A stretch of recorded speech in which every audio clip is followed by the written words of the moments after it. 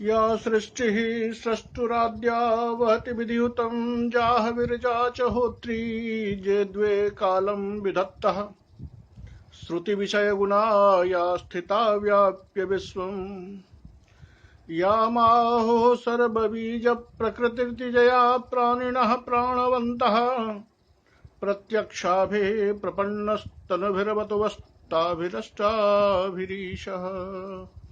समेषां हार्दिकं स्वागतम। आज ये कक्षा आरंभ होने में थोड़ी विलंब हो गई है, इसलिए मैं क्षमा प्रार्थी हूं, क्योंकि कुछ तकनीकी गड़बड़ी हो गई थी जिसके कारण मेरा लैपटॉप काम नहीं कर रहा था, इसलिए थोड़ी विलंब हो गई। चलिए अब हम अपने अभिज्ञान शाकुंतलम के उस पाठ पर चलते हैं जहां हमने कल छोड़ा था। कल दरबार में शकुंतला के साथ सारग्रभ, शारद्वत मिश्र, गौतमी सभी पहुंच चुके हैं। सभी ने राजा को देखा, राजा ने भी उन लोगों को देखा, नमस्ते हुआ, आशीर्वाद भी मिल गए। अब बारी है कि महर्षि कण्व का संदेश राजा को सुनाया जाए। दोनों शिष्य हाथ उठा के कहते हैं, वो तो वहां तक पढ़ लिए थे कि कुतो धर्म क्रिया विघ्न। जब राजा पूछते हैं कि आपके धर्म क्रिया में कोई विघ्न नहीं हो रहा है, तो उन्होंने बताया था कि आपके रहते धर्म क्रिया में विघ्न कैसे हो सकता है।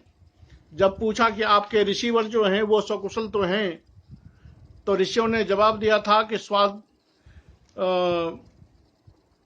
जो सिद्धिमान ऋषि होते हैं कुशलता उनके वशीभूत होती है। अब राजा कहते हैं किमा ज्ञापयति भगवान कुलपति आपके जो कण्व हैं वो हमारे लिए क्या आदेश करते हैं। तो सारग्रभ बताते हैं कि जन्मिथः समयादिमाम मदीयाम दुहितरम भवान उपयेमे तन्मया प्रीतिमता युवयो अनुज्ञातम। महर्षि कण्व आपको यह संदेश देते हैं कि आप दोनों ने मिथः परस्पर, आप और शकुंतला दोनों ने परस्पर अपने भावों की संधि बनाकर जो उस समय मदीयाम दुहितरम भवान उपये में मेरी दुहिता, मेरी जो पुत्री, उस पुत्री को जो आपने पानी ग्रहण से बांधा, यानी मेरी पुत्री के साथ जो आपने विवाह किया, उस विवाह को तन्मया प्रीतिमता युवयो अनुज्ञातम। आपके उस विवाह प्रक्रिया से, उस विवाह से मैं प्रसन्न हूं और मैं इसको स्वीकार करता हूं, आपके विवाह को आज्ञा प्रदान करता हूं कि ये विवाह उचित है, मैं इसका विरोध नहीं करता।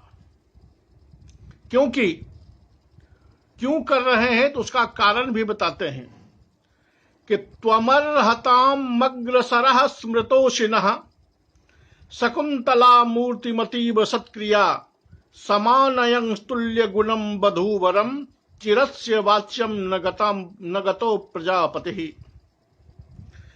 त्वम अर्हताम अग्रसरः स्मृतोषिनः। त्वम अर्थात राजा दुष्यंतः, अर्हताम पूज्यानाम अग्रेसरः। जो भी प्रतिष्ठित लोग हैं, वंदनीय लोग हैं, सम्माननीय लोग हैं, उन लोगों में आप अग्रगण्य हैं, ऐसा हम लोग स्मरण करते हैं, ऐसा हम लोग जानते हैं कि आप अर्हताम अग्रेसरः, आप सभी पूज्यों में, श्रेष्ठों में गणनीय हैं, माननीय हैं। और उधर शकुंतला मूर्तिमतीव सत्क्रिया, शकुंतला जो है वो साक्षात सत्क्रिया ही मूर्तिमती हो गई है। सत्क्रिया अर्थात सुंदर क्रिया। सुंदर क्रिया ही अगर स्वरूप धारण करके उपस्थित हो जाए तो वो मूर्ति वो मूर्ति शकुंतला है। तो एक तरफ में अर्हताम अग्रेसरः भवान, सभी वंदनीयों में अग्रेसर आप हैं, और दूसरी ओर साक्षात मूर्तिमती सत्क्रिया मेरी शकुंतला है।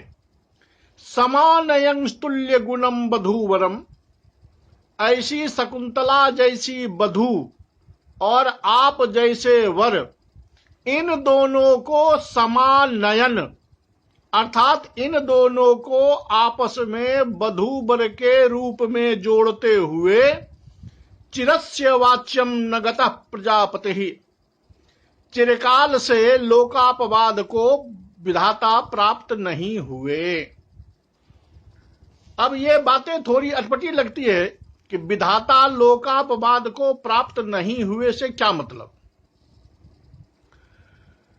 तो ऐसी बात है कि विधाता पर लोग यह आरोप लगाते हैं कि विधाता उचित को उचित के साथ नहीं जोड़ते। ये दोनों पक्ष है।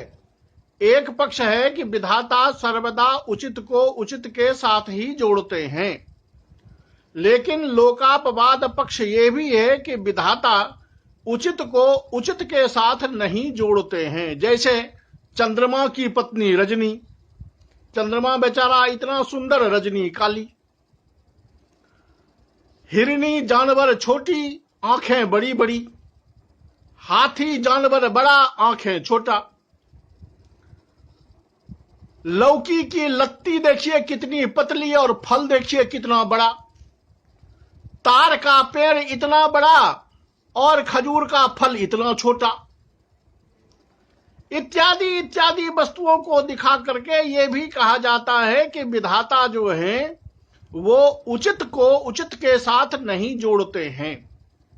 ये जो लोकापवाद है, उस लोकापवाद को भगाते हुए, उस लोकापवाद को दूर करते हुए आज विधाता स्थित हुए।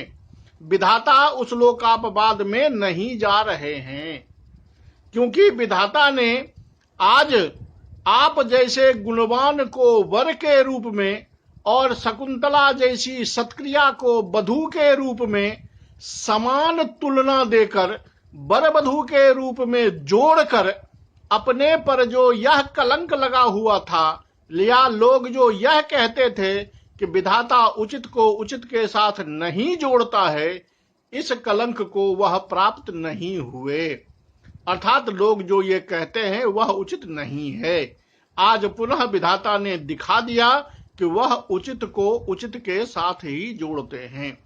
राजा भी गुणवान, शकुंतला भी गुणवती, इसलिए गुणवती को गुणवान के साथ जोड़ना विधाता का धर्म है। और विधाता ने यह बता दिया कि विधाता सर्वदा उचित को उचित के साथ ही जोड़ते हैं। यहां पर अगर हम देखें तो समानयं तुल्य वधूवरम, वधू और वर दोनों की समानता, दोनों के गुणों को बताते हुए दोनों को समान अधिकरण पर रखा गया है। तो दोनों के गुणों की समानता को प्रस्तुत किए जाने के कारण यहां समालंकार मानते हैं। लेकिन दूसरी पंक्ति में जो कहा गया है मूर्तिमतीब सत्क्रिया, यहां इब पद जो है वो इब पद उपमावाचक नहीं बल्कि उत्प्रेक्षावाचक लगता है। क्यों? तो मानो सत्क्रिया ही मूर्तिमती हो गई हो, क्योंकि सत्क्रिया और कहीं मूर्तिमती तो है नहीं जिससे इसको हम तुलना करके उपमा माने। तो वहां कल्पना ही करनी पड़ेगी और वहां उपमान जो है वो सिद्ध नहीं बल्कि असिद्ध ही रहेगा कि मानो यह मूर्तिमती सत्क्रिया है। तो ऐसा करने पर वो उत्प्रेक्षा अलंकार होता है। तो आगे वहां पर उत्प्रेक्षा है और समानयं तुल्य वधूवरम में यहां सम अलंकार है। और अगर नीचे की पंक्ति को देखें कि चिरस्य वाच्यम न गतः प्रजापति, कि प्रजापति लोकापवाद को प्राप्त नहीं हुए, इसका कारण क्या है? इसका कारण है समानयं तुल्य बधूवरम। तो यहां पद पदार्थ में की कल्पना कर लेने से हेतु और वाक्य पदार्थत्व होने पर यह काबिलिंग भी होता है, और ये तीनों अलंकार यहां मिले हुए दिखाई देते हैं। तदिदानीम आपन्न सत्वेयम गृह्यताम सहधर्म चराचारणायति।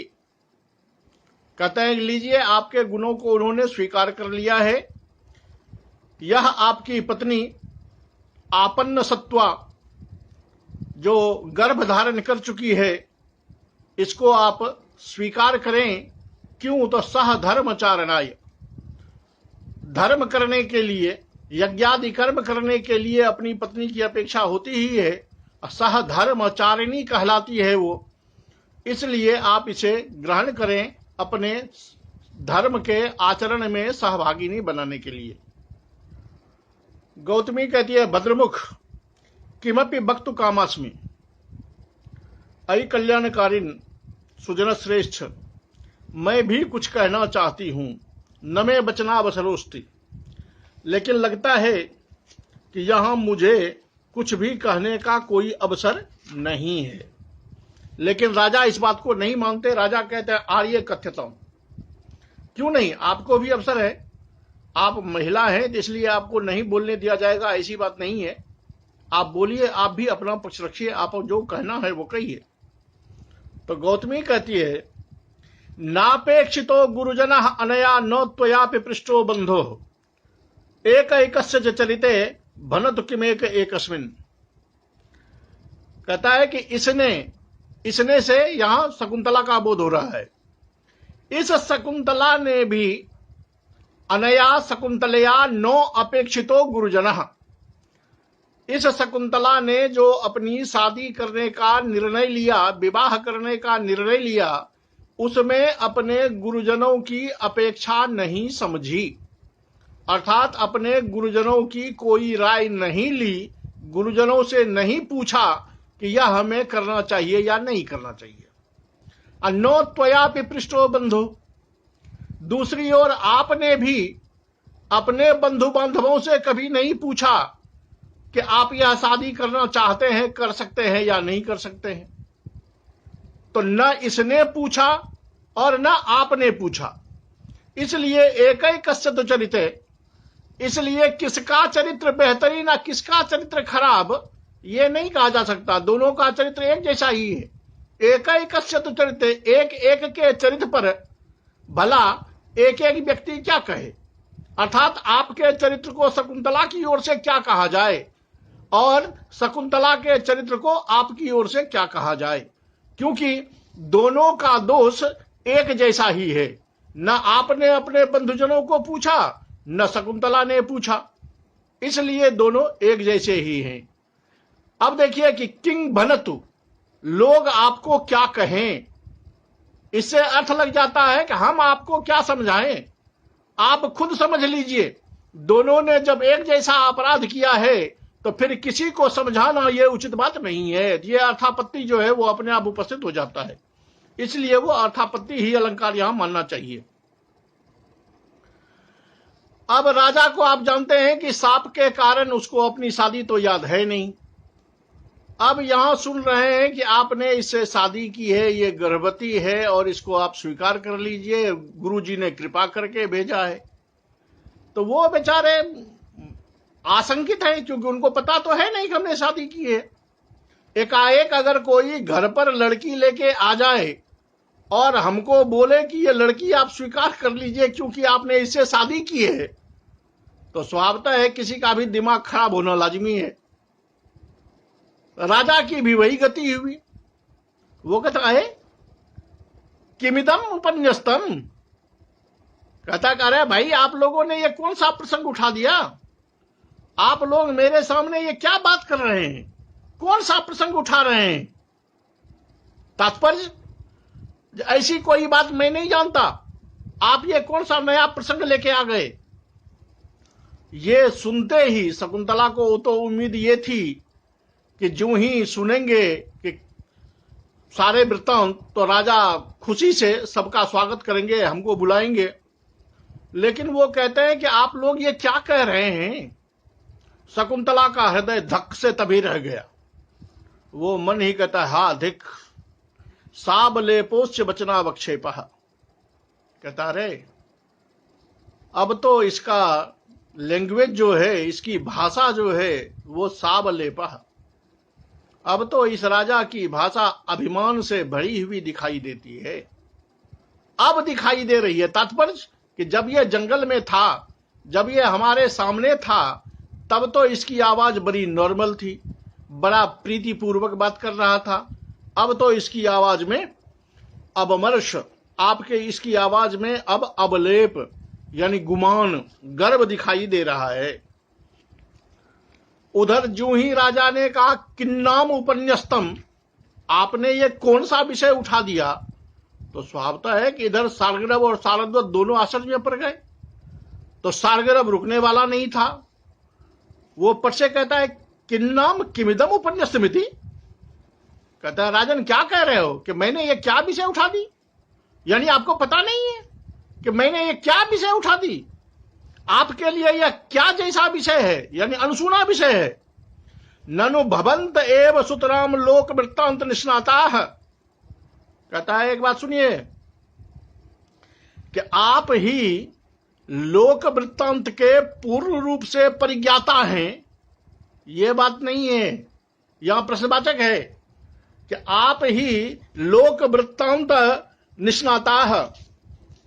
क्या समझते हैं कि सारे लोक वृत्तांत का, सारे लोक व्यवहार को केवल आप ही जानते हैं? लोक व्यवहार को हम क्या, ऋषि लोग भले आश्रम में रहते हैं, लेकिन क्या हम लोग अपने इस लोक व्यवहार को नहीं जानते हैं क्या? माफ कीजिएगा, लोक व्यवहार को हम खूब जानते हैं। और आगे जो लोक व्यवहार का परिचय देता है सारगर्भ, तो आप अपने हृदय में झांक के देखिए कि युग कितना भी बदल गया हो, लेकिन हमारा हृदय, हमारा समाज आज भी वही है जहां महाकवि कालिदास 2200 वर्ष पहले ये बात कह के गए। वो कहते हैं, देखिए सामाजिक स्थिति कि सतीमपि ज्ञाति कुलैक संश्रयाम जनोन्यथा भर्तृमतीम विशंकते अतः समीपे परिणेतु ऋष्यते प्रिया प्रिया वा प्रमदा स्वबंधवे। कहता है सुनिए, सतीमपि, लड़की भले ही कितनी पवित्र क्यों न हो, लड़की भले ही कितनी कुशल क्यों न हो, कितनी शुद्ध क्यों न हो, कितनी सत्क्रिया वाली क्यों न हो, लेकिन जदा सा भर्तृमती, जब उसकी शादी हो जाती है, शादी होने के बाद अगर वह लड़की ज्ञाति कुलैक संश्रयाम, यदि वो अपने बंधु के घर पर रहती है, अपने पिता के घर पर रहती है, तो जनोन्यथा विशंकते, तो यह समाज उसके विषय में अन्य प्रकार की बातें ही सोचने लगता है। यह है सामाजिक दशा कि वह लड़की बचपन से लेकर 18 साल, 20 साल, 22 साल, जब तक उसकी शादी न हुई हो तब तक उसी परिवार में रही है, उसी पिता के घर में रही है, उसी भाई बहन के बीच में रही है, उसी पड़ोसन के बीच में रही है। किसी ने उस पर उंगली नहीं उठाई। उसकी सत्क्रिया को देखकर, उसकी सुंदरता को देखकर, उसके सुंदर व्यवहार को देखकर सबने उसकी प्रशंसा की है। लेकिन आज अगर उसकी शादी हो जाए, और शादी हो जाने के बाद अगर वो अपने पिता के घर पर 6 महीने रुक जाए, तो यही समाज, यही पड़ोसी न जाने कितनी प्रकार की बातें बनाने लगते हैं। अरे कहीं इसको पति ने छोड़ तो नहीं दिया, कहीं इसने ससुराल में झगड़ा तो नहीं कर लिया, ये कल्पना। और उसके बाद दूसरे नमक मिर्च लगाना शुरू कर देंगे, हाँ हाँ हाँ इसका व्यवहार ही ऐसा रहा होगा। तो जनोन्यथा विशंकते यदा सा भर्तृमती भवति ततः यदि पितुर्गृहे सा वसति तदा तदेव ज्ञातयः तदेव बांधवः न जाने किं किं विशंकन्ते, न जाने उसके विषय में क्या क्या सोचने लगते हैं। सतीमपि, अब देखिए यहां अपी पद का व्यंग्य देखिए, अपी पद कितना कमाल कर रहा है श्लोक में कि सतीमपि, भले ही वह लड़की सती क्यों न हो, पतिव्रता धर्म को निभाने वाली क्यों न हो, सत्क्रिया स्वरूपा क्यों न हो, लेकिन अगर शादी होने के बाद पिता के घर में रहती है तो लोग अलग प्रकार की ही शंका करते हैं। इससे जाहिर हो गया कि जब सती का ये हाल होता है, जब सत्क्रिया वाली लड़की के विषय में लोग गलत सोचना शुरू कर देते हैं, तो जिसकी सत्क्रिया में कहीं कोई त्रुटि रही हो उसके विषय में लोग क्या क्या सोचते होंगे, ये तो आप कल्पना कर सकते हैं। इसीलिए अतः समीपे परिणेतुरिष्यते, इसीलिए पिता भाई उस लड़की को अपने परिणेता, अपने ग्रहणकर्ता, अपने पति के पास पहुंचा देते हैं। प्रिया प्रिया वा प्रमदा, चाहे वह लड़की, चाहे वह बहन, चाहे वह बेटी उसके पति के लिए प्रिय हो या न हो, दोनों अवस्था में उसको अपने पति के घर दे आते हैं। बंधुओं का यही कर्तव्य है, क्योंकि उसकी बहन, उसकी बेटी अगर कितनी भी पवित्र क्यों न हो, कितनी भी सती क्यों न हो, लेकिन शादी होने के बाद अगर घर पे रहती है तो लोग न जाने क्या क्या शंका करने लगते हैं। इसी डर से कोई सभ्य व्यक्ति, कोई सभ्य सामाजिक अपनी बेटी या अपनी बहन को शादी हो जाने के बाद हर हाल में अपने ससुराल में ही देखना चाहता है, और वह अपनी बहन को, अपनी बेटी को अपने ससुराल पहुंचा देता है। इसलिए नहीं पहुंचाता कि अब उसके घर में दाने घट गए हैं, या बहन से दुश्मनी हो गई है, या बहन को वो खाना देना नहीं चाहता। ये शंका मत कीजिए, ऐसी बात नहीं है। अपितु सामाजिक धर्म निभाने के लिए उसकी मजबूरी होती है कि लोग मेरी बहन, मेरी बेटी के विषय में कोई अन्यथा बात न सोचें, इसलिए वह अपनी बेटी को ससुराल में ही पहुंचा देती है। भले वहां भी व्यवस्था उसको खुद करनी पड़े, लेकिन वो चाहते हैं कि मेरी बेटी ससुराल में रहे। ये कितना लाजवाब सामाजिकता है। वो सामाजिकता आज भी हमारे समाज में दिखाई दे रहा है। ये सब आप भी अपने समाज में अनुभव करते होंगे कि सतीमपि ज्ञाति कुलैक संश्रयाम, ये दोनों पद बड़े कमाल के हैं कालिदास के, कि ज्ञाति कुलैक संश्रयाम दोनों अर्थ देता है कि भर्तृमतीम ज्ञाति कुलैक संश्रयाम न जाने किं किं बदंती, कि जब वह भर्तृमती होकर के अपने घर में रहती है तो न जाने लोग क्या क्या कहना शुरू कर देते हैं। ज्ञाति कुलैक संश्रयाम से पहला अर्थ भी आता है, कल्पना कर लीजिए कि उसी ज्ञाति के बीच में, उसी बंधुजनों के बीच में, उसी पड़ोसी के बीच में वह लड़की 18 साल, 20 साल, 22 साल बिता चुकी है, लेकिन कोई पड़ोसी, किसी ने भी उसके विषय में कुछ नहीं सोचा था, कोई गलत बात नहीं सोची थी। लेकिन आज ज्यों ही शादी हो गई और ससुराल से हटकर, ससुराल को छोड़कर वह अपने घर में रहना चाहती है, पिता के अनुरोध पर भी वो रहती है, तो यही पड़ोसी, यही बंधु न जाने उसके विषय में क्या क्या सोचने लगते हैं। तो एक सभ्य गृहस्थ को यह दर्द होता है कि कोई मेरी बेटी या कोई मेरी बहन के विषय में कुछ और सोचे। इससे बेहतर है कि भले यह पति की प्रिया हो या न हो, लेकिन इसका निवास ससुराल में होना चाहिए। इसलिए बंधु लोग अपनी बहन, अपनी बेटी को ससुराल पहुंचा देते हैं। यहां जनोन्यथा भर्तृमतीम विशंकते, एक सामान्य लड़की का कथन किया गया है कि किसी भी लड़की को बंधु इसीलिए पहुंचाता है। उससे अर्थ ये निकल रहा है कि शकुंतला मेरी बहन है, और इसीलिए मैं शकुंतला को लेकर के आपके समक्ष आया हूं। तो अप्रस्तुत प्रशंसा अलंकार स्पष्ट है कि सामान्य युवती, सामान्य तरुणी के कथन से विशेष रूप से शकुंतला का बोध यहां करवाया गया है और शकुंतला की स्थिति का बोध करवाया गया है, इसलिए स्पष्टता यहां अप्रस्तुत प्रशंसा अलंकार है। अब राजा कहते हैं कि किमत्र भवती मया परिणीत पूर्वा। अब ये लैंग्वेज देखिए क्या कमाल है कि किमत्र भवती मया परिणीत पूर्वा। आप क्या कहना चाहते हैं कि ये जो लड़की है आपके साथ में, मया परिणीत पूर्वा, मैंने पहले इससे शादी की है।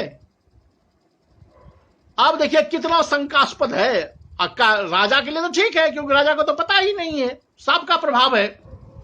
ये सुनते ही शकुंतला की हृदय की गति कितनी स्पीड में बढ़ गई होगी, इसका अनुमान कोई लगा सकता है कि जिसको वह पति मानकर अपना सर्वस्व समर्पित करके दरबार तक पहुंच चुकी है, आज वो पति उसको सीधे पूछ रहा है कि क्या इस लड़की से मैंने कभी शादी की है, यानी शादी पर ही संदेह है। तो शकुंतला विषाद पूर्वक कहता है, ओहो हृदय सांप्रतम समृद्धता ते आशंका। कहता है मेरे हृदय, अब तेरी आशंका जो है वो वास्तविक फलीभूत हो गई।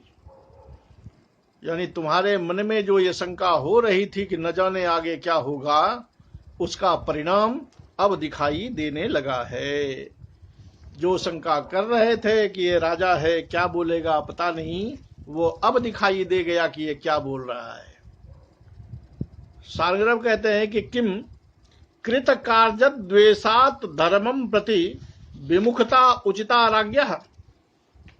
जो ही ये पूछते हैं कि क्या मैंने कभी शादी की है, मैंने इससे पहले शादी की है, तो सारंगरव पूछते हैं कि राजन पहले ये बताइए कि कृत कार्य द्वेषात, जो काम राजा ने कर लिया, जोश में आके कुछ कर गए, बाद में पता चला कि मैंने जो काम किया वह गलत है, और उस गलत कार्य से अपने को विमुख कर लेना कि मैंने यह काम किया ही नहीं है, क्या ऐसा करना किसी राजा के लिए उचित है? कृत कार्य द्वेषात कृतम जत कार्यम तम अनुचितम मत्वा यदि तस्मात् कार्यात् द्वेषो भवति तद द्वेष वसात तस्मात् कार्यात् विमुखता। आपने काम तो कर लिया, लेकिन बाद में याद आया कि मैंने गलत काम किया, तो अब लोगों के बीच में मेरी बेइज्जती न हो, इसलिए आप उस काम से ही विमुख हो जाएं कि मैंने यह काम किया ही नहीं। कहते हैं ऐसे कार्य से विमुख हो जाना क्या ये उचित है राजा के लिए? राजा कहता है कुतो यह सत्कल्पना प्रसंग है। राजा कहता है अरे भाई कहां से ये झूठ मूठ की कल्पना गढ़ के आप लोग ये नया प्रसंग ले आए हो? मैंने कोई शादी कर ली, मैंने कोई काम कर लिया, वो गलत हो गया, उस गलत से हमको द्वेष हो गया, उस द्वेष के बाद हम उससे मुकर रहे हैं।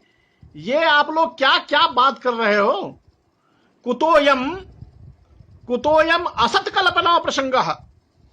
आपने ये असत कल्पना मतलब झूठी कल्पना, आपने झूठी कल्पना करके यह कौन सा प्रसंग उपस्थापित कर दिया है? जूं ही कहा कि झूठी कल्पना हो गई तो सारंगरव को चढ़ गया गुस्सा। यह गुस्सा लाजमी है क्योंकि वो शकुंतला का भाई है, और किसी भाई के सामने उसकी बहन का पति सामने में ये कह रहा हो कि मैंने इससे शादी नहीं की। अब परिस्थिति ऐसी कि वो बेचारा वहां से कण्व आश्रम से लेकर के हस्तिनापुर पैदल अपनी बहन को साथ लेकर के आया है, दरबार में शौक से आया है कि राजा इसको स्वीकार करेंगे, राजा ने बहुत अच्छा काम किया है या मेरी बहन को अच्छा पति मिल गया, यहां आके वो कहता है कि आप लोग झूठ बोल रहे हो, मैंने शादी नहीं की है। तो स्वभावतः है गुस्सा चढ़ना तो एक भाई को लाजमी है। गुस्सा चढ़ गया सारंगरब को। वो कहता है हाँ हाँ, मूर्छन चमी विकारा प्राय नैश्वर्य मदमत्ता नाम। हाँ ठीक है कि जो आदमी ऐश्वर्य के मद से मत्त हो जाता है ना, ऐश्वर्य यानी धनलक्ष्मी, जिसके पास में धनलक्ष्मी की अंबार हो जाता है और धनलक्ष्मी का मद जिसको चढ़ जाता है, जैसे आपको अभी चढ़ा हुआ है, तो धनलक्ष्मी का मद जिसको चढ़ जाता है उसके शरीर में ऐसे विकार आ ही जाते हैं।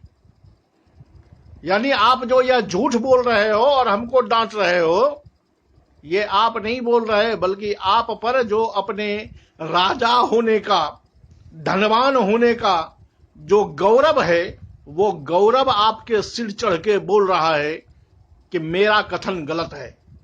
अन्यथा कभी नहीं सोचते कि एक ऋषि राजा के दरबार में आके झूठ भी बोल सकता है। और आप खुलेआम कह रहे हो कि मैं झूठ बोल रहा हूं। ये तुम नहीं बोल रहे, बल्कि ये जब धन की गर्मी चढ़ जाती है ना और लोगों का अभिमान माथे चढ़ के बोलने लगता है, तो उन लोगों में ऐसे विकार आ ही जाते हैं। लेकिन राजा भी कहां मानने वाला, क्योंकि राजा की नजर में तो राजा ने कुछ किया ही नहीं है। जब कुछ नहीं किया है तो वो भला इस बात को क्यों स्वीकार करें। वो कहते हैं विशेषेण अधिक्षिप्तोस्मि। देखिए आप लोगों ने हमारी बहुत बेइज्जती कर ली।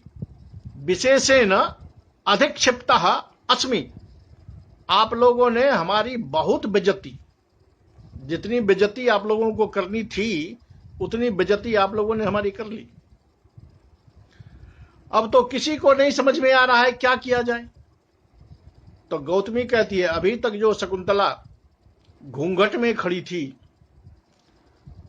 उसका घूंघट हटाने के लिए यह तैयार हो जाती है गौतमी, क्योंकि एक सामान्य लज्जा के कारण, जो लज्जा स्त्री का आभूषण है, एक नए स्थान पर पहुंचने के बाद वह घूंघट काढ़े हुए है, क्योंकि एक तरफ उसका भाई है, दूसरी तरफ उसका पति है। तो ऐसी परिस्थिति में लज्जा होना स्वाभाविक है। और दूसरी बात है कि वहां पुरोहित हैं, कंचुकी है, अन्य लोग हैं। तो अन्य लोगों के बीच में जब कोई वधू उपस्थित हुई है तो घूंघट लगाना उसका स्वाभाविक धर्म भी है और लज्जा भी है। लेकिन परिस्थिति ऐसी आ गई कि अब उसे उसके बीच में वह घूंघट हटाना पड़ेगा। तो गौतमी कहती है जाते मुहूर्त कम मां लज्जस्व, क्षण भर के लिए अपनी लज्जा छोड़ दो, लजाओ मत। अपने श्यामितावत्ते अवगुंठनम, तुम्हारे मुख से यह घूंघट तुम्हारा मैं हटा रही हूं। ततो भरता त्वम अभिज्ञास्यते, निश्चित रूप से जो ही घूंघट हटाऊंगी, ये तुम्हारे पति तुमको जो ही देखेंगे तो सब पहचान जाएंगे और तब स्वीकार कर लेंगे। और वो वही करती है, घूंघट हटा देती है। घूंघट जो ही हटाती है तो राजा बड़े गौर से शकुंतला को देखते हैं। लेकिन शकुंतला को देखने के बाद भी वो पहचानेंगे कहां से, क्योंकि मृषा न हो देव ऋषिवाणी, और दुर्वासा की वाणी है कि वो तुम्हें याद नहीं करेगा। तो भला इसको कहां से याद आए। शकुंतलाम निर्वर्ण्य, शकुंतला को बड़े गौर से देखते हैं राजा, और देखने के बाद सोचने लगते हैं कि इदमुपनतमेवं रूपमक्लिष्ट कांति। क्या गजब की सोच है राजा की। देखिए ये श्रृंगार कि इदम उपनतम एवं रूपम अक्लिष्ट कांति ही। एक तो ये अक्लिष्ट कांति माने अपरूप सौंदर्य, जो कहीं से क्लिष्ट नहीं है, कहीं से मसित नहीं है, एकदम ताजा है। अक्लिष्ट कांति एवं रूपम चेष्टा विशेष से अर्थ लीजिए कि क्या गजब का रूप है, ऐसा रूप मैंने कभी देखा ही नहीं। और वो भी उपनतम, वो भी स्वयं अपने आप दरवाजे पर हाजिर है, वो भी ये कहते हुए कि मैं तुम्हारी पत्नी हूं। क्या कमाल है, ये भाग्य है।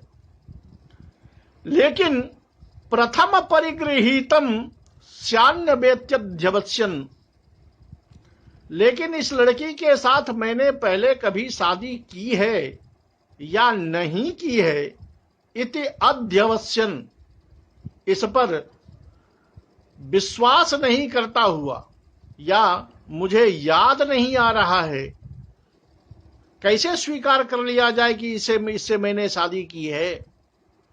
स्याल न वा, मैंने शादी की है या नहीं की है, ये जो दोलाचल चित्तवृत्ति है, इस पर आरूढ़ हुआ राजा भ्रमर एवं निशांते, कहते हैं रात्रि का जब अंत होने लगता है तो कुंद मंदस्त तुषारम, जैसे कुंद का फूल यानी कुमुदनी का जो फूल है, प्रातः काल में जब वह बंद होने लगता है, अंतस तुषारम, जिसके अंतः तक तुषार हिम के कण भरे हुए होते हैं, उसमें बैठा हुआ जो भौरा है वो देख रहा है कि ये अब कुमुदनी या कुमुद बंद हो रहा है, मुझे यहां से निकल जाना चाहिए। लेकिन कुमुदनी का सौंदर्य, कुमुदनी का स्वरूप इतना बेहतरीन होता है कि वो नखलु सपदि भोक्तुम ना पिशकनोति मुक्तुम, अब उसमें पराग पर तुषार गिरे हुए होते हैं, इसलिए वो पराग का रस उसे नहीं मिल पाता है। तो न भोक्तुम, न उसको वह खाने में सफल होता है, न उसका आस्वाद लेने में सफल होता है, और न मोक्तुम, कि इसे छोड़कर मैं कहीं और चला जाऊं, ऐसा भी वह निर्णय नहीं ले पाता है, क्योंकि वो देखता है कि इतना सुंदर जगह, इतना सुंदर कमल, इतना सुंदर पराग, इतना सौंदर्य, इसे छोड़कर मैं बाहर कैसे चला जाऊं।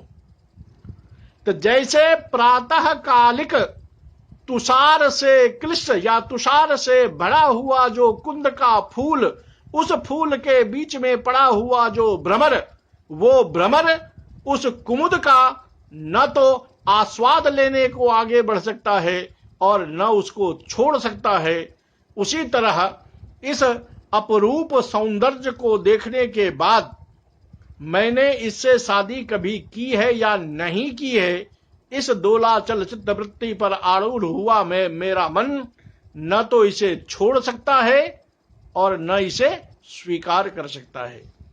छोड़ इसलिए नहीं सकता कि ऐसा स्वरूप दुर्लभ है, इसलिए उसका मन कहता है कि स्वीकार कर लिया जाए। लेकिन राजा है और वो गर्भवती है, तो भला इससे मैंने शादी कब की, अगर मैंने शादी नहीं की तो भला इसे मैं स्वीकार कैसे कर लूं। तो सौंदर्य के कारण उसे छोड़ने को तैयार नहीं, और पत्नी है कि नहीं इस पर निर्णय नहीं होने के कारण उसे स्वीकार नहीं कर सकते। इसलिए उस भौरे की और इस राजा की दोनों की गति एक जैसी है। यह बेहतरीन उपमा का प्रयोग, श्रोति उपमा, भ्रमर इब्न निशांत श्रोति उपमा यहां बेहतरीन कवि ने प्रयोग किया है, और राजा एवं भौरा दोनों की स्थिति बराबर बता दी है। इधर शकुंतला तो उधर कुंद का फूल, इधर फंसा हुआ भौरा, उधर फंसे हुए राजा। भौरा भी कुंद को न छोड़ सकता है न ग्रहण कर सकता है, राजा भी शकुंतला को न छोड़ने के मूड में है न ग्रहण करने के मूड में है। जिस द्वंद्व में फंसा हुआ वह भ्रमर होता है, उसी द्वंद्व में फंसे हुए ये राजा हैं। तो द्वंद्व में फंसे हुए श्रृंगारी व्यक्ति के अंतस्थल का यह चित्रण भ्रमर के ब्याज से, भ्रमर की उपमा से, भ्रमर की तुलना से जो महाकवि ने की है, वह स्वयं में अद्वितीय है। इदमुपनतमेवं रूपमक्लिष्ट कांतिर प्रथम परिगृहीतं श्यान्नवेत्यध्यवस्यन् भ्रमरैव निशान्ते कुन्दमन्दस्तुषारं न खलु सपदि भोक्तुं नापि शक्नोमि मोक्तुं। न ग्रहण कर सकते हैं न इसे छोड़ सकते हैं। वैसे आप काबिलिंग की भी कल्पना कर सकते हैं, लेकिन काबिलिंग उतना चमत्कारकारी नहीं लग रहा है जितना यहां ये उपमा लग रहा है, क्योंकि आप कहेंगे कि नापि शक्नोति भोक्तुम नापि शक्नोति मुक्तुम, क्यों? तो उसका रूप और उसका गुण, उसका स्वरूप जो है वो उसमें कारण बन जाएगा। एक अलंकार और ला सकते हैं कि भला ये कैसे हो सकता है, या तो भोक्तुम या तो मुक्तुम, चाहे ये करे चाहे वो करे, नहीं तो बीच में लटका हुआ तो संदेह में पड़ जाएगा कि भाई मैं क्या करूं, इत्यादि कई अलंकार दिखाई दे सकते हैं, लेकिन उपमा जो है वो यहां स्पष्ट है। इति विचारयन् स्थितः, यह विचार करते हुए वह खड़ा हो जाता है, चुप रहता है। उसी समय जो बगल में प्रतिहारी खड़ी है वह मन ही मन कहती है कि अहो धर्मावेक्षिनो भर्तारः, अहो हमारे स्वामी कितने धर्मात्मा हैं, कितने धर्म की अपेक्षा रखते हैं, धर्म से एक कदम हिल नहीं सकते, क्या धर्मात्मा है मेरे महाराजा। अन्यथा ईदृशम नाम सुखोपनतम स्त्री रत्नम प्रेक्ष्य कोन्यो विचारयते, अन्यथा ऐसी सुंदर और स्वयं प्राप्त ऐसी सुंदर स्त्री रत्न को पाकर के भला विचार कौन करता है। अब देखिए कि ये स्टेटमेंट, ये कथन प्रतिहारी के मुख से जो कवि ने कहलाया है, ये केवल एक कथन मात्र नहीं है।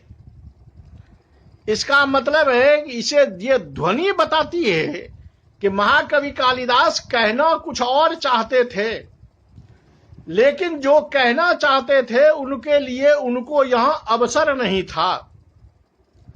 इसलिए उन्होंने एक लाइन का ये डायलॉग, एक लाइन की आवाज उस प्रतिहारी को देकर ध्वनि से महाकवि ने अपनी वो सारी बातें कह दी जो उनको कहना था।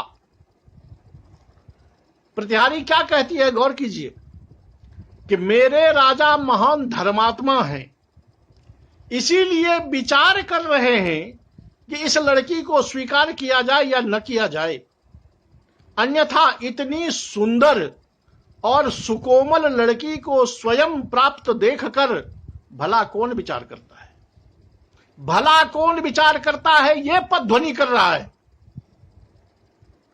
यानी वो बताना चाहती है कि अगर महाराज दुष्यंत छोड़ के कोई और राजा होते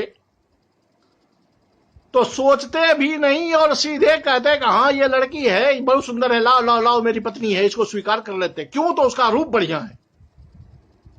यानी महाकवि कहना चाहते हैं कि उस समय भी वो राजा लोग मौजूद थे जो केवल स्वरूप पर मोहित होकर के किसी को भी अपने निवास में जगह देने को तैयार हो जाते थे, लेकिन महाराज दुष्यंत ऐसे नहीं हैं। अब चूंकि उनको महाराज दुष्यंत का वर्णन करना है, अब महाराज दुष्यंत को गुणवान दिखाना है। अब गुणवान दिखाते वक्त वो ये कैसे दिखाएंगे कि तत्कालीन राजा जो है वो ऐसे भी हुआ करते थे, ये तो दिखा नहीं सकते। ये दिखाने का वक्त महाकवि के पास में नहीं है।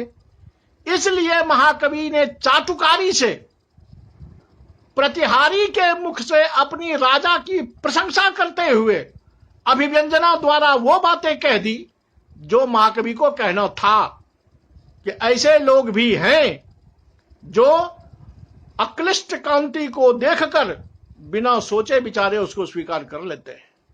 लेकिन प्रतिहारी कहती है, अरे मेरे महाराज तो उदार हैं, क्या कितने धर्मात्मा हैं मेरे महाराज, अन्यथा ऐसा स्वरूप, ऐसा सौंदर्य, ऐसी कांति को देखकर भला कौन विचार करता है। वो तो मेरे महाराज हैं जो विचार कर रहे हैं। सारंगधर कहता है, भो राजन किमिति जो खमास्यते, कहता है राजन आप बड़े चुपचाप हो गए हैं, क्या बात है? कुछ सोच रहे हैं? राजा कहता है, भोज तपस्विन चिंतयन्नपि न खलु स्वीकरणम अत्र भवत्या स्मरामि। कहता है कि मैं अपनी ओर से बहुत प्रयास कर रहा हूं, बहुत सोच रहा हूं, लेकिन सोचने के बाद भी मुझे यह ज्ञात नहीं हो रहा है, मुझे यह स्मरण नहीं हो रहा है कि मैंने कभी इस लड़की का पानी ग्रहण किया है, मैंने कभी इसके साथ शादी की है। तत्कथम इमाम अभिव्यक्त सत्व लक्षणाम आत्मानम अक्षत्रियम मन्यमानः प्रतिपत्स्य। जब मुझे यह याद नहीं आ रहा है, स्मरण नहीं हो रहा है, और इस लड़की के गर्भ के लक्षण स्पष्ट दिखाई दे रहे हैं, तो भला इसको मैं कैसे स्वीकार कर सकता हूं? आत्मानम अक्षत्रियम मन्यमानः, अगर मैं ऐसा करूं तो मैं अपने क्षत्र धर्म से पतित हो जाऊंगा। तो भला मैं अपने धर्म से पतित होने के लिए इस अज्ञात लड़की को भला मैं कैसे स्वीकार कर सकता हूं? मैं अपने कुल पर कलंक कैसे लगाऊं? मैं अपने क्षत्रिय धर्म से पतित कैसे हो जाऊं? ये नहीं हो सकता। शकुंतला मन में कहते, हा अधिक कथम परिणय एवं संदेह। कहता है, अरे दादा रे दादा, ये तो गजब हो गया। अरे ये लो परिणय एवं संदेह। अब तो शकुंतलात की तो बात छोड़िए, यहां तो शादी पर ही संदेह है कि शादी मैंने की है कि नहीं है की है, इसी पर संदेह है। तो बाकी पर तो संदेह होना लाजमी है। भगना इदानीम दुरारोहिणी आशा लता। जो हमारी आशा की लता थी कि मैं जाऊंगा तो मुझे पति मेरा ऐसा स्वीकार करेगा, ऐसा स्वागत करेगा, वो सारी आशा रूपी लता आज मेरी विच्छिन्न हो गई। दुरारोहिणी आशा लता, जो कष्ट पूर्वक आरूढ़ हुई थी, जो धीरे धीरे धीरे धीरे ऊपर की ओर गई थी कि ऐसे होगा, शादी हो गई। पहले तो बड़ी डर था कि पता नहीं ऋषि लोग क्या करेंगे। उतना होने के बाद ऋषि ने स्वीकार कर लिया, तब जाकर के उम्मीद आई वहां जाऊंगी तो ये होगा, वो होगा, वो होगा। ये सारी की सारी तमन्नाएं मेरी ध्वस्त हो गई।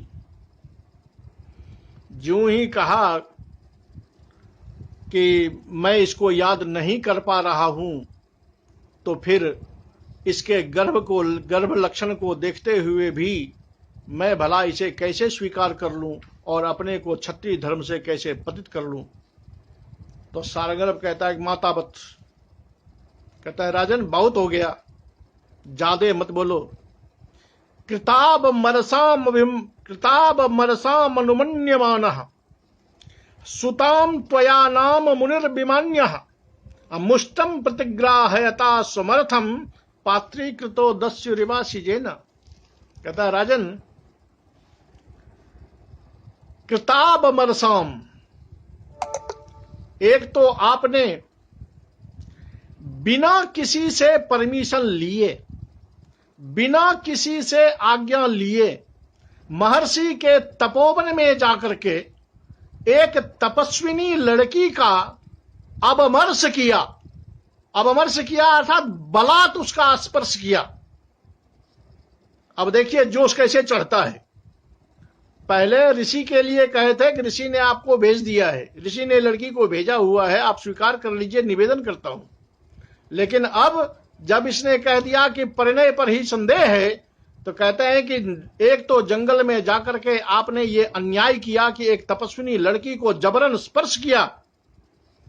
लेकिन देखिए मुनि की महत्ता कि सुताम अवमरसाम इति मत्वा, उनको ये पता चला कि मेरी बेटी को जबरन किसी ने स्पर्श किया है। उस ऋषि को गुस्सा होना चाहिए था, आपको दंड देना चाहिए था, लेकिन उन्होंने आपको दंड नहीं दिया, बल्कि सुताम त्वया, वो सुता आपको समर्पित कर दी। लेकिन आप त्वया समुनिर्विमान्य, और आप यहां आके कह रहे हैं कि मैंने शादी की है कि नहीं, यही मुझे याद नहीं है। जिस मुनि का आप पर इतना बड़ा उपकार है, कि आपके द्वारा इतना बड़ा अपराध किए जाने के बाद भी जिस मुनि ने आपको क्या कहते हैं, आपको अभिशाप नहीं दिया, आपको दंड नहीं दिया, आपको क्षमा कर दिया और अपनी बेटी को आपकी पत्नी बनाने के लिए भेज दिया, आज आप कह रहे हैं कि मुझे शादी याद ही नहीं है। यानी आप उस मुनि का अपमान कर रहे हैं, वो भी उस मुनि का जिसने, तो ये तुलना देते हैं दृष्टांत के रूप में कि मुष्टम प्रतिग्राहयता सुमर्थम पात्रीकृतो दस्यु रिवासी जेना। जिस मुनि ने आपके साथ वो व्यवहार किया है कि जैसे कोई चोर को चोरी करते हुए पकड़े और चोर को दंड देने के बजाय चोरी किया हुआ सारा धन उस चोर को ही समर्पित कर दे। मुष्टम प्रतिग्राहयता जन मुष्टम चौरेना, चोर ने जो चुराया था वो सारा धन चोर को ही लौटा दे कि ले भाई, तुमको जरूरी है, तुमको आवश्यकता है, इसलिए तुमने चोरी की थी, ले जा भाई, ये तुम्हारा ही है। इतनी दया दिखाने वाले जो वो मेरे महर्षि, आप उस महर्षि की अवमानना कर रहे हैं, इसलिए ये आपके लिए कभी भी उचित नहीं है। ऐसा आप अगर करेंगे तो समझ लीजिए कि ये बड़ा भयंकर काम आप करने जा रहे हैं। तो यहां सामान्यतः वस्तु ध्वनि तो है ही, और ये थोड़ी देर के लिए आप इसको दृष्टांत भी कह सकते हैं या उपमा तो है ही, आर्थी उपमा है कि जैसे कोई आदमी चोरी करने वाले चोर को पकड़े और उसको दंड देने के बजाय जो चीज उसने चुराई हो वो चीज उसी को दे दे कि ले जा भैया, तुम ही इसको उपभोग कर। उसी तरह मुनि ने आपके साथ किया, क्योंकि आपने उसकी बेटी का जबरन बलात् जंगल में जाके स्पर्श किया। मुनि को ये पता चल गया, आप पकड़े गए, लेकिन आपको दंड देने के बजाय आपके द्वारा अवमर्शित जो शकुंतला उनकी पुत्री है, वह पुत्री आपको सहधर्मचरण के लिए आपके पास में पत्नी के रूप में भेज दिया, लेकिन आप फिर भी उस मुनि का अपमान कर रहे हैं। तो ये आर्थी उपमा है। मुष्टम प्रतिग्राहयता समर्थम पात्रीकृतो दस्यु रिवासी जेन। अब यद्यपि इससे आगे भी पाठ चलने का था, लेकिन माफ कीजिए कि जैसा मैंने पहले कहा कि अंतर्जाल की समस्या आज मुझे बाधित कर रही है, इसलिए इस पाठ को आज यहीं विराम देता हूं। इससे आगे का दृश्य कल के पाठ में हम देखेंगे और प्रयास करेंगे कि कल का पाठ अधिक से अधिक हो पाए, क्योंकि आज कुछ समय पहले भी कट गया और कुछ पहले बंद भी करना पड़ रहा है। लेकिन आगे का जो दृश्य है, वो दृश्य, वो संवाद और वो परिस्थितियां, भावोद्वेग और महाकवि कालिदास के द्वारा उठाया गया भावना का प्रवाह, मैं अपनी ओर से चाहूंगा कि आप लोग इसका रसास्वाद जरूर करें। यद्यपि आप सभी ने रसास्वाद किया होगा, इसमें कोई दो मत नहीं है, लेकिन चूंकि ये अभिज्ञान है, क्षणे क्षणे जन्नवतामुपैति तदेव रूपम रमणीयतायाः, इसको जितना बार पढ़ेंगे उतना बार ये नया ही लगता है, इसलिए आप इसका आनंद जरूर उठाएं। कल पुनः पाठ में, इसी पाठ में आपके समक्ष मैं पुनः उपस्थित होऊंगा। तब तक के लिए आप सभी का हार्दिक धन्यवाद।